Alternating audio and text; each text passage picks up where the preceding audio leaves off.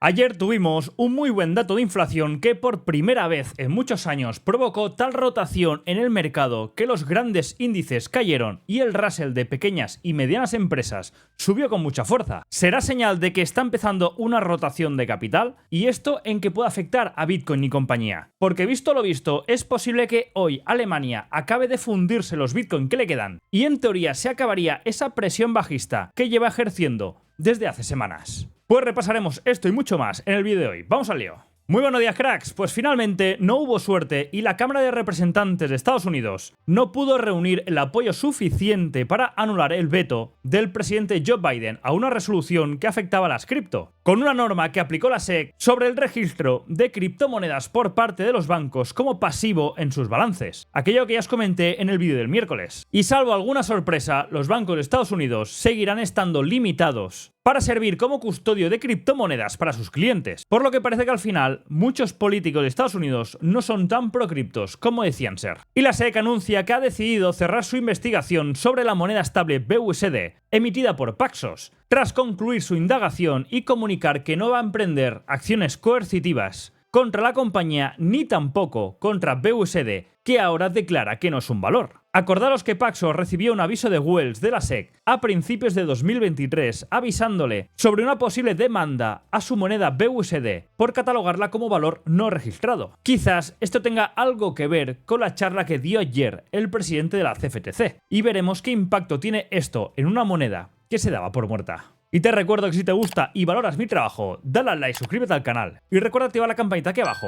para estar al día cuando suba nuevo contenido. Y otro día en positivo, el ETF de Bitcoin al contado, ya llevamos 5 jornadas en positivo, pero es verdad que ayer tuvo el menor volumen de estas 5 jornadas. Se vieron ventas de Grayscale por un valor de 37 millones y compras de BlackRock por un valor de 72 millones. Acompañado de Fidelity, de ARK Invest y de Bitwise, y entre todos sumaron un día positivo de 78 millones de dólares de entradas a los ETF de Bitcoin al contado. Pero quizás vuelva a ser otro día que no son suficientes para seguir frenando las ventas del gobierno alemán, y es que este siga lo suyo y sigue enviando Bitcoins a exchange y a billeteras. Y ya estamos a viernes y apenas le quedan 9.000 Bitcoins. Por lo que quizás hoy, y más viendo el ritmo que lleva últimamente, es muy posible que hoy se acabe de petar estos bitcoins y deje de imprimir esta presión bajista en el activo. Y si juntamos esto con el movimiento que vimos ayer en el sector tradicional, quizás podríamos ver esta señal de suelo para empezar a repuntar. Pero después en la sección de análisis técnico miraremos el gráfico porque está dejando unas velas en diario que no gustan mucho.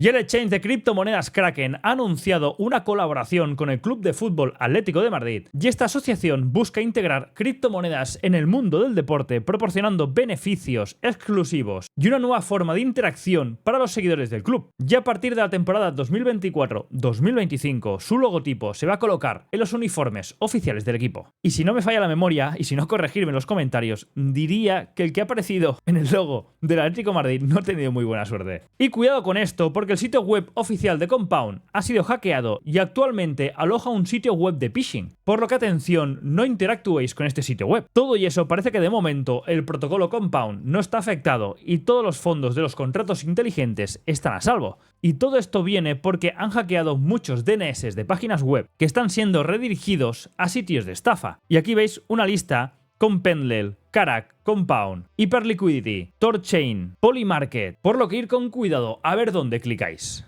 Y ahora pasando a la economía, ayer era el día importante de la semana porque conocimos el dato de inflación de Estados Unidos. Y este sorprende y para bien. Y tuvimos un muy buen dato de inflación y de hecho ya comenté en el vídeo de ayer que viniendo del buen dato de mayo no sería de extrañar un dato por debajo de lo esperado, que era de 3,1, pues finalmente aparece en el 3%. Y fijaros que aparece un IPC del menos 0,1%, que es un dato deflacionario y es el primer dato negativo desde 2020. De hecho, es el primer mes de deflación desde que Biden es presidente. Al margen de esto, ayer también conocíamos el dato semanal de desempleo que también aparece mejor de lo esperado y por debajo del dato anterior, mostrando una cifra de 222.000 cuando se esperaba una cifra de 236.000 y rompe esta tendencia o esta racha alcista que estábamos observando estas semanas atrás. Por lo que en el conjunto de los datos, ahora las probabilidades de recorte de tipos en septiembre, atención, porque ya superan el 90%. Y con esta bajada de inflación, si no hay repunte o sorpresas, no descartemos ver más de 2 bajadas de tipos para este año, o que quizás, y quién sabe, la primera bajada de septiembre, en lugar de 0,25, sea de 0,50. Pero sí que es cierto que es muy posible que la Fed, antes de realizar este movimiento de bajada en septiembre, quiera ver algún dato de inflación en la misma línea que el que conocimos ayer, en el mes de agosto. Y ahora, pasando a las acciones, empezamos por Spotify, que bajaba más de un 1,40%, a pesar de que Jeff Bezos elevó el precio objetivo de la compañía a $385 desde $242. Es una subida bastante importante. A pesar de esto, ayer vimos una corrección y una toma de profits en el activo. Otro que también estaba cayendo fuerte era Tesla, con caídas de más del 8%. A pesar de que ayer empezó la jornada subiendo, y hubiera sido la jornada número 12 consecutiva de subidas fuertes desde que empezó a subir a mediados de junio. Pero apareció un comunicado que lo truncó todo, y es que la compañía anuncia que va a retrasar el día del robotaxi del mes de agosto al mes de octubre. Y esto parece que castigó bastante a la compañía, y mientras castigan a Tesla, otras se benefician porque Uber subió un 6%, ya que si este comunicado era malo para Tesla, en cambio es bueno para Uber. Ahora pasamos a MicroStrategy, que subía un 4% después de que anunciara un split 10-1 a partir del 1 de agosto de 2024. Ahora saltamos a Delta Airlines, que bajaba un 4% ayer, porque este presenta malos resultados y encima disminuye el guidance y anuncia un descenso en el consumo de los vuelos internos en Estados Unidos. Y anteriormente existía una métrica que mostraba que si los vuelos internos descendían, estos anunciaban un empeoramiento en la salud de la economía de Estados Unidos. Y por último, PepsiCo, que prácticamente cierra plana a pesar de presentar también malos resultados. Y es que la compañía abrió con un fuerte gap a la baja y pudo recuperar durante la jornada hasta cerrar prácticamente plana. Y como siempre recuerdo que yo, para operar todos estos mercados, utilizo el broker de Quanfury, que por aquí abajo te deja el código QR para escalar la aplicación, ya que si te das de alta con el código John y fondeas la cuenta, recibirás una recompensa en fracciones de acciones o criptomonedas, aparte de apoyar al canal. Y ahora pasamos a ver cómo están estos compradores neutrales y vendedores. Y es que atención, porque el peso de los compradores, y seguramente esta métrica que estuvo cerrada el día 10 haya cambiado porque ayer se vio una fuerte caída en los grandes índices, pero hasta el día 10 veíamos cómo los compradores estaban cercanos al 50%, cerca del máximo que marcamos a finales de 2023, que era de un 53%, y esto lo gana a costa de los neutrales, que bajan del 32 al 29%, y de los bajistas, que siguen bajando del 26 al 21%. Seguramente con el último dato de inflación de ayer, y con esta previsión de bajada de tipos, esto empieza a rotar un poco y empieza a equilibrarse. Pero estaremos pendientes de ver si hay mucho desbalanceo hacia un lado o hacia el otro, y en este caso seguramente hacia compradores, porque pueden marcar normalmente techos de mercado de cara al corto plazo. Y es que ahora mismo el sentimiento de miedo codicia al mercado tradicional está en 52 en la zona neutral, y en criptomonedas estamos en la zona 25 en miedo extremo. Y esto se juntará con otros inputs que os pasaré a comentar ahora, como que el gobierno alemán puede estar finalizando sus ventas y estamos cerca de posibles zonas de suelo. Y cuando estamos en extremo miedo, suelen ser los mejores puntos de entrada. Y para hoy viernes conoceremos el dato de inflación, el IPC en España. Por la tarde, a las 2:30 hora española, el dato de IPP de Estados Unidos, que también es importante y debería ir en línea con el dato visto ayer. Y acordaros que está arrancando la campaña de resultados. Y hoy empieza ya el plato fuerte, con los resultados de los primeros grandes bancos como JP Morgan, Wells Fargo, Citi, Bank of New York Mellon, etc. Y Morgan Stanley ya está avisando de que ve muy probable un retroceso del mercado con esta nueva campaña de resultados, y Fitch comenta que justamente los resultados de los bancos van a ir a peor. Por lo que veremos hoy, antes de que abran los mercados, aparecen estos datos, antes de las 3:30, conoceremos si tienen razón o no tienen razón, tanto Morgan Stanley como Fitch. Y ahora, pasando a los mercados, ayer conocíamos este buenísimo dato de inflación y veíamos por fin una mejora en la amplitud del mercado.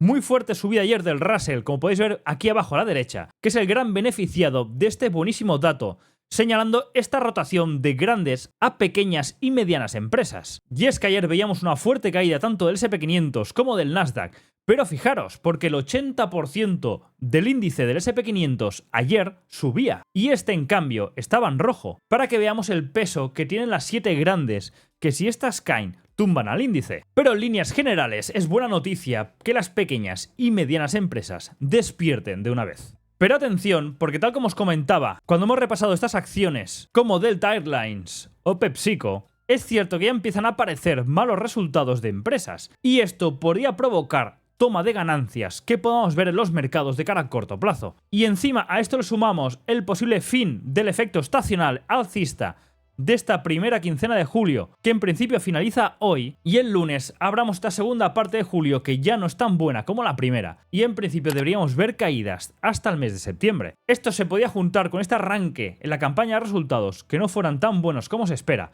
y que viéramos correcciones fuertes en los mercados. Y es que respecto a esta rotación en el mercado, mirar donde también se está viendo una fuerte rotación de capital y es en los bonos. Y es que ayer todos los rendimientos se vinieron abajo, aparte también por el buen dato de inflación, porque también estamos viendo esta confirmación de que está empezando a rotar el flujo de grandes profits de parte a renta variable a la parte de bonos. Y justamente quiero aprovechar esto para hablaros, como os dije ayer, de carteras, de rotación o de cobertura de carteras. Y voy a hacerme un hueco por aquí y ampliar un poco esto. Y es que yo justamente ahora estoy haciendo cierta pivotación, cierta rotación de carteras o coberturas, como ya os vine avisando hace días, y es el mismo movimiento que realicé en el julio del año pasado, que también recuerdo que a principios de julio, mediados, recuerdo que os lo comenté, que ya está empezando a construir este movimiento, porque estacionalmente el mercado, conforme nos acercamos a estas fechas, empieza a aflojar, empieza a corregir y empieza a encarar el verano y la bajada de agosto-septiembre, porque estacionalmente es un trimestre complicado por lo que respecta a la liquidez del mercado, y este suele tener fuertes correcciones por estos periodos. La cuestión es que este 2024 llevamos una subida de casi el 20% en el SP500, y si estamos en el cuarto año, que es el año electoral, y la previsión es que sigamos subiendo conforme nos acerquemos a octubre-noviembre, a este ritmo, si no hay ninguna corrección y seguimos subiendo, acabaríamos el año con un más 40% los índices, y esto sería una auténtica locura, por lo que es muy posible y normal que veamos cierta purga, cierta corrección del movimiento para coger cierta inercia, cargar las pilas y encarar la parte final del año que se espera que sea positiva por este efecto electoral junto con el rally de final de año. Por ello, normalmente, este tercer trimestre, todo apunta a que veamos ciertos retrocesos y toma de profits, o eso por lo menos es lo que yo espero, y asimismo ya actúe en 2023. A pesar de que no era un año electoral, pero por el evento de liquidez y para encarar el rally de final de año, suelo realizar estos movimientos de cartera. Lo que voy a hacer es poner 3 ejemplos de tipo de gestión. Voy a dibujarlo aquí y perdonarme la cutrez, pero ahora mismo no estoy para hacer presentaciones, y ya sabéis que estos vídeos es para calentar un poco la mañana, preparar el pre-market y lanzarlos. No hay mucha edición que digamos. Pues el primer ejemplo tenemos el típico caso de la cartera típica que está en 100% renta variable. Es una cartera que tiene exposición a índices o a sectores en concreto, que si ha hecho una buena selección, visto el performance de los grandes índices, seguramente tenga una muy buena rentabilidad por encima de la media anualizada del índice. Ya sabemos que el índice más o menos cada año a nivel histórico tiene un rendimiento entre el 6 y el 8%, y este año llevamos una subida de un 17, 18, 20%, por lo que en teoría debería estar muy por encima del performance típico del índice. Pues aquí lo fácil sería no tocar nada, ya sea porque estamos en año electoral, y en principio debería ser un buen año. Y si el plazo de inversión es a largo plazo, mejor quedarse quieto, porque la primera gestión sería quedarse quieto y dejar esto tal cual, como está, con la inversión en el 100% en renta variable. Como segundo caso, luego tenemos un perfil algo más inquieto, que también está invertido un 100% en renta variable, que este también, al igual como el perfil anterior, lleva unos grandes profits, pero está con el temor de ver que todo ha subido mucho y cree que en el corto plazo pueden venir ciertas correcciones y quiere irse tranquilo de vacaciones, pues este perfil tiene distintas opciones. Recordar que son porcentajes aproximados, porque todo esto hay que hacer un traje a medida para cada inversor, pero partimos que podemos dejar un 70% en la posición tal cual está en renta variable, esta sin tocarla, y otro 30%. Por ejemplo, si tenemos fondos de inversión, podemos traspasarlos, que no tributan ganancias, y traspasarlos a monetario o a fondos de deuda a corto plazo, que son los que mejor descontarán la bajada de tipos que viene de cara a septiembre. Por lo que aquí tenemos opciones desde fondos monetarios hasta fondos de deuda del corto plazo. Esta sería la versión más conservadora, porque congelamos parte de esos profits en monetarios o renta fija, pero seguimos expuestos a renta variable por si falla nuestra previsión, pero estaremos más tranquilos por si el mercado cae. Y si este cae en septiembre-octubre, podemos volver a rotar este 30% de deuda o de monetarios a renta variable de nuevo, mejorando nuestro precio promedio y amortiguando parte de la caída. Y como tercer ejemplo, y es la que suelo utilizar más en mis posiciones de renta variable tradicional, es de toda esta posición que tengo en renta variable, es dejar también una parte de la posición abierta. Seguir estando expuestos a renta variable, más o menos un porcentaje similar quizás que en el caso anterior, y ese 30% que resta de profits, temporalmente me lo llevo también a fondos monetarios o a deuda de corto plazo, pero la diferencia es que me lo llevo aquí a la espera de entrarlo, de desplazarlo a fondos más castigados, como pueden ser pequeñas y medianas empresas, sectores industriales que están muy castigados, por ejemplo aquí en Europa o en ciertos países como Reino Unido, y luego un pequeño porcentaje, hablamos de un 1-2%, realizo coberturas a cortos en opciones de la posición grande en renta variable, y más ahora que está muy barato poder cubrirse. Entonces, esto queda que esto que está temporalmente pivotando aquí está a la espera de pasar a fondos de pequeñas y medianas empresas, porque espero esta rotación de capital, y un 1-2%, más o menos es el coste que tengo establecido, lo utilizo para hacer cobertura de este 70% que queda aún expuesto a largos en el mercado. De esta forma, dejo cubierta toda la posición grande en renta variable frente a caídas y aprovecho y pivoto parte de ese profit a sectores más castigados, porque en mi caso considero que ante un escenario de bajada de tipos en el corto plazo, veremos esa pivotación de fondos a deuda. Por eso de momento me cubro en monetarios y en deuda a corto plazo, porque deberíamos ver esta corrección de los grandes índices, y poco a poco ese porcentaje, conforme vamos volviendo a ver esa rotación, voy estableciendo posiciones tácticas a sectores más castigados. La cuestión es que si esto sale mal y esto sigue subiendo, la renta variable sigue subiendo, perderé este último tramo de subidas y habré perdido ese 1 o 2% de coberturas, pero en cambio me cubro ante caídas. Y si sale bien, tengo cubierta la parte larga, la parte renta variable con coberturas, y a la vez estoy empezando a posicionarme en ciertos sectores que están muy castigados. Esto que os estoy explicando serían distintas formas de trabajar una situación más o menos marco, pero hay muchísimas más. Solo comento estas que son muy básicas a modo ejemplo. Y una rotación o gestión de carteras se puede hacer muy similar tanto en la parte tradicional como también en la parte de criptomonedas. Y por cierto, si os gusta que os hable de estas cosas, ponerme la palabra cartera en los comentarios para ver de un vistazo si interesa para seguir trabajando estos temas. Ahora repasando un poco Europa y Asia, quería centrarme sobre todo en Japón, porque ayer la posible intervención que comentaremos en la sección de noticias en el yen está castigando como nueva renta variable que se había visto beneficiada por esta devaluación de la moneda. Y atención con China con este rebote, porque no es que estemos viendo una fuerte entrada de capital, sino que China, su gobierno suspendió al mayor facilitador de cortos, de la venta de cortos en el mercado para preservar la estabilidad. Está interviniendo el mercado, limitando los cortos, y por tanto, cuando quitas la parte bajista, es mucho más fácil que el mercado se recupere. Y están manipulando o interviniendo de cierta manera su mercado para frenar esta caída. Pero esto nos sigue mostrando que la economía china no está tan bien, a pesar de los estímulos o las intervenciones que están haciendo. Ahora pasando a Bitcoin, JP Morgan predice un repunte en el mercado de las criptomonedas a partir del mes de agosto. No sé si esto será cierto o no, porque a nivel de mercado es raro ver un repunte en el mes de agosto, y más cuando tiene que ser un mes flojo a nivel de volumen y de bajada encarando septiembre, que suele ser de los peores meses, por estos problemas de liquidez y cuando vamos a encarar antes el repunte final de las elecciones. Pero como ya os llevo tiempo comentando, Bitcoin, Ethereum y compañía suelen ser un proxy de la liquidez, y si la liquidez no recupera, es posible que el mercado tradicional y el mercado cripto sobre todo se vean afectados. Y sí que es verdad que estamos viendo estas dos últimas semanas cierta entrada de liquidez, cierta mejora en la liquidez, y esto podría estar haciendo que estamos viendo cómo estamos consolidando o frenando la caída a pesar de las fuertes ventas por parte del gobierno alemán, que en teoría deberían hoy quizás finalizar, porque prácticamente le quedan pipas de todo lo que tenía y lo que ha ido vendiendo. Por lo que iremos monitorizando cómo está la liquidez para ver si esta nos puede marcar un repunte o no en Bitcoin. Pero es cierto que estas dos últimas velas de diario son bastante feas, dejando mechas muy altas, cerrando imbalances e ineficiencias pendientes, pero la formación de diario es fea y como hoy viernes la vela cabe bastante bajista, las probabilidades de poder venir a visitar la parte baja 53-51 son bastante altas. Por lo que a pesar de que estamos viendo cierta limpieza, parece más un rebalanceo de todo este bloque, que es el que nos llevó a romper los mínimos de la zona de los 56.000, y el precio ha rebalanceado hasta en dos ocasiones este bloque, y en gráfico diario el dibujo que deja no es muy bonito. Por lo que de momento sigo a la expectativa, ya os comenté que estoy a la espera de ver qué hace entre los 59.000 y justamente donde está ahora, los 57.000, porque las dos zonas donde quiero ver algún intento de entrada de momentum, ver esa intencionalidad del mercado en ir a romper la parte de arriba o la parte de abajo para empezar entonces sí a dibujar escenarios. Pero ahora mismo, con esta fotografía, yo creo que la probabilidad es más de ir a visitar la parte de abajo que la parte de arriba, porque las velas de diario están siendo bastante feas, y esto tiene toda la pinta de ser más una limpieza de todo este bloque, que más una intención de romper la estructura bajista que teníamos en 58.800. Ya os comentaba el otro día que Ethereum parecía algo más rezagado que Bitcoin, porque esa estructura que Ethereum tenía en 3.150 no había sido rota. Y esto ya finalizó en el día de ayer, pero la forma que también tuvo de romperla tampoco me convence.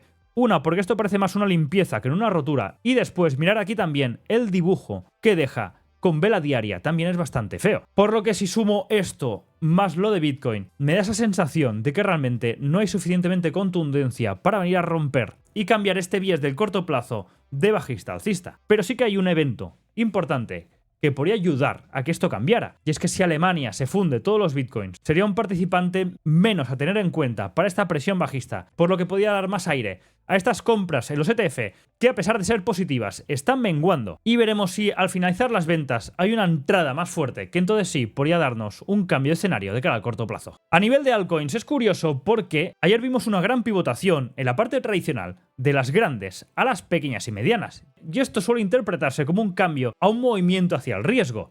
Esto debería ser bueno también para las altcoins, que están mucho más consideradas que riesgo dentro de este escenario de pivotación entre Bitcoin, de Ethereum y las altcoins. De momento estamos viendo alguna formación puntual que está más fuerte que otra, como puede ser el caso de Ondo, de Toncoin y compañía, por su narrativa puntual. Pero en general vemos mucha directriz bajista, como ahora mismo Ondo, que está aguantando este último bloque, pero hace falta que rompa esta directriz bajista. Lo mismo para AVE, que está aguantando este suelo en la zona 76-75 y pendiente de romper esta directriz bajista. También similar para Render, a pesar de que este está más débil y con caídas fuertes del día de ayer, pero aguantando todo este bloque en la zona de 5-7, a la espera de esta rotura en el corto plazo de la directriz. Lo mismo para Chebar, que lleva bastante tiempo deshaciéndose, y hasta que no rompamos esta directriz bajista, de momento no hay ninguna señal a corto plazo de que esto vaya a cambiar. También parecido para Netmind, que se ha ido destruyendo haciendo mínimos, y también a día de hoy tiene intacta esta directriz bajista. Lo mismo para Avax, a pesar de que está más comprimida, y está haciendo un buen suelo en la zona de 22 a la espera de que rompa esta directriz. Y seguramente, fijaros que todas estas directrices estarán muy pendientes de si Bitcoin y Ethereum rompen ese bloque en la zona que está haciendo techo, en la zona de los 59.000. En el caso de Link también dibujo muy similar, directriz bajista pendiente de romper, lo mismo también para ICP, a pesar de que tiene esta directriz alcista más lejana, también pendiente de romper estructura bajista y directriz. Y algo similar para Solana, a pesar de que también esta está más fuerte que estas últimas, y haciendo un suelo que está aguantando la zona de 120-130 y también pendientes de estas directrices. Es bueno poner ciertas alarmas porque seguramente cuando veamos cierta reacción de Bitcoin y Ethereum es muy posible que todas estas que están ahí tonteando con la directriz bajista puedan empezar a forjar patrones de cambio y se puedan aprovechar de cara a corto plazo. Pasando a las divisas, con el buenísimo dato ayer de inflación, el dólar, el rendimiento de los bonos y monedas como el euro empezaron a volar. Y antes de profundizar en el euro, quiero pasar a ver el yen, porque claramente, algo pasó aquí ayer. Y es que parece que el Banco de Japón aprovechó el dato macro para realizar el movimiento de intervención de una manera más eficaz e inteligente y también seguramente más barata. Y es que este movimiento se produjo pocos minutos después de conocerse el dato, con lo que todo apunta a que es una intervención del Banco de Japón a falta de confirmación. Pero ahora sí nos volvemos a alejar de esta zona de los 160-162, que es donde se temía que el Banco de Japón iba a intervenir. Y fijaros que las últimas intervenciones, el tipo de vela es muy similar al actual. Pasando al euro, finalmente ayer se cumplió más o menos el escenario que teníamos previsto, y era que empezáramos el día, fijaros a nivel intradiario, empezáramos el día intentando forjar algún patrón para atacar la parte alta, porque muy posiblemente utilizaran el dato para barrer esos máximos semanales. Y así fue, y sobre todo en el DXY. La cuestión es que yo esperaba realmente que el precio bajara más a la parte baja de 1.082 para después subir arriba, y finalmente el precio limpió por un pip la parte baja del rango asiático y empezó a empujar arriba. Y es que fijaros que a nivel macro teníamos pendiente este máximo semanal y toda esta ineficiencia en la zona de 1.085, 1.088. Y es verdad que el euro ya prácticamente estaba rompiendo esa zona antes del dato, pero el DXY estaba muy lejano a esa zona y de hecho hacía falta una gran expansión para tomar ese mínimo semanal. Pues finalmente también fue tomado y tocó el bloque que tenía pendiente, que fue el último bloque que empujó después de la rotura de esa directriz más macro, que acordaros que hemos comentado muchas veces, y empujó de 104 a 106. Hemos rebalanceado ese bloque, por lo que es muy posible que durante el día de hoy tengamos alguna cierta corrección y vuelta a la media de ese fuerte empujo del día de ayer y podamos venir a visitar la zona de 1.085, que es la parte de la rotura semanal que vimos durante el día de ayer. Y por último, y por no hacernos muy largo el vídeo, beneficiados como no de este buen dato de inflación son las commodities. Y es que viendo que la Fed va a bajar los tipos de interés, ¿quién mejor que el oro para enfrentarse ante una situación muy posible de una economía enfriándose o estancada, unos tipos de interés en descenso y una inflación que, a pesar de que está mostrando buenos resultados, es posible o se intuye que pueda tener cierto repunte? Y ante esta fotografía de esta inflación con inflación alta, el oro funciona muy bien. Y esto es lo que está descontando seguramente el mercado, con este oro acercándose a los máximos de 2400. Y finalmente, ese empuje también ayudó a la plata a reventarnos la pequeña posición que nos quedaba de los cortos en break-even. Y ahora de momento a la espera, porque ahora mismo está complicado ponerse en corto en un activo que, por cómo está mostrando el panorama actual a nivel macro, tiene toda la pinta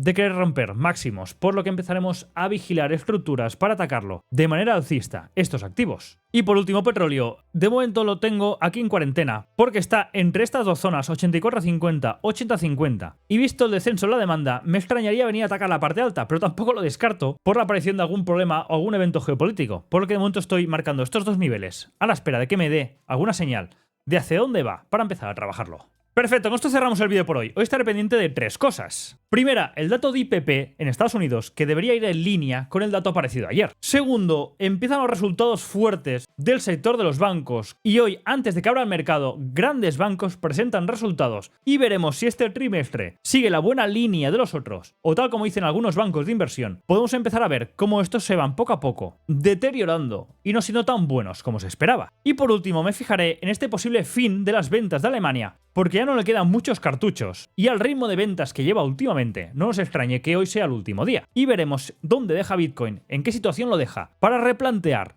de cara a la semana que viene cómo encaramos esta segunda parte de julio, que en principio, por la parte tradicional, debería ser bajista. Y comentarme si os gusta el tema de que toque tema de gestión de carteras, rotaciones y demás, aquí abajo en comentarios con la palabra carteras, para tenerlo presente de cara a futuro. Y ahora sí, que vaya muy bien el día, que vaya muy bien el fin de semana. Atención, que este domingo subiré un vídeo de una charla que he tenido con un trader que creo que será muy interesante. Cuidado con los SLs. Nos vemos el lunes. Hasta luego.